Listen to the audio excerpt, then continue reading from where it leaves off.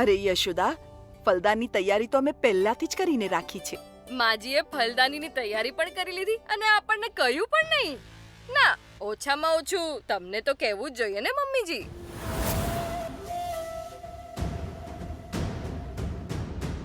અહીંયા એમના લગ્નની વાત થઈ રહી છે અને જીજુ છે કે પોતાનામાં જ લાગી રહ્યા છે. કંઈક તો અજીબ વાત છે. એમ પણ મૈયા કહે છે કે ઉતાવળના કામમાં કંઈક ને કંઈક ગડબડ થતી જ હોય છે. નાતા જોડાતા પહેલા છાનબીન તો કરવી જ પડશે. હેલો મિસ્ટર કલાકાર.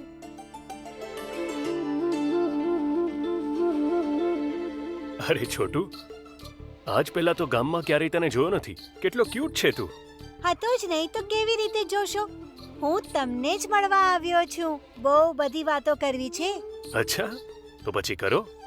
તો બતાવો મારી દીદી તમને કેવી લાગી?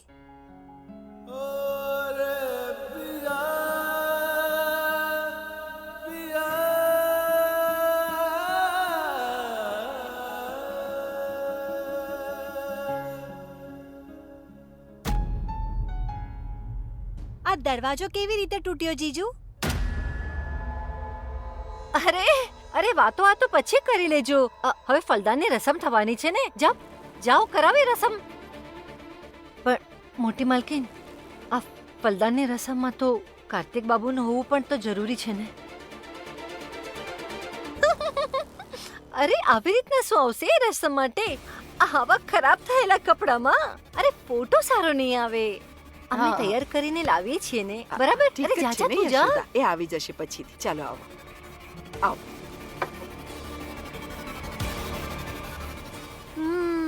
ફરી રોકી લીધા જીજુને. કંઈક તો ગડબડ છે અહીંયા. હાલો, આ ચુંદડી પણ મારી દીકરીએ બનાવી છે.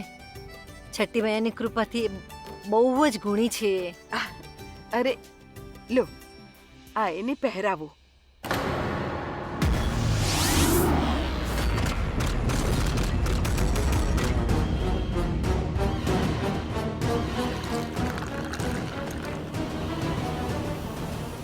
ઉપેન્દ્ર, જાઓ પંડિતજીને બોલાવીને લાવ. જી માં.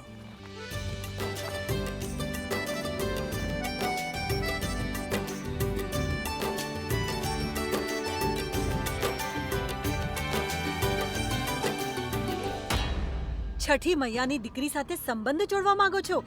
હવે એનું પરિણામ ભોગવો. શૈશવ,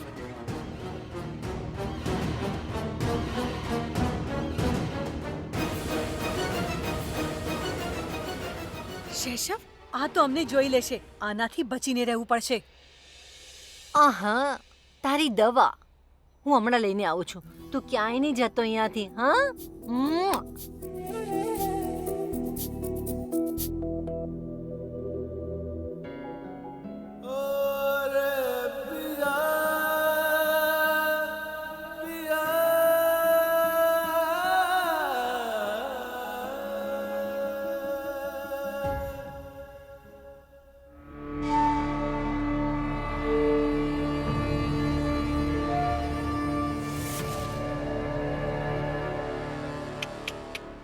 હાય રે ખરાબ કિસ્મત.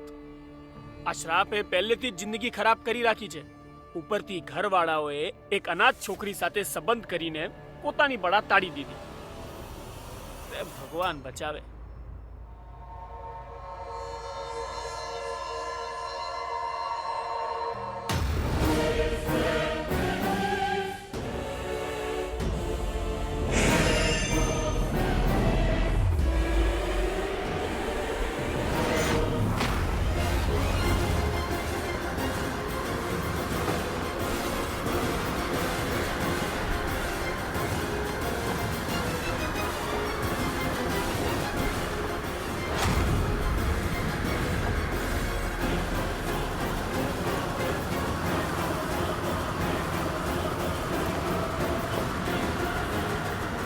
ડરતો નહીં, બધું બરાબર થઈ જશે. કંઈ નહીં થાય.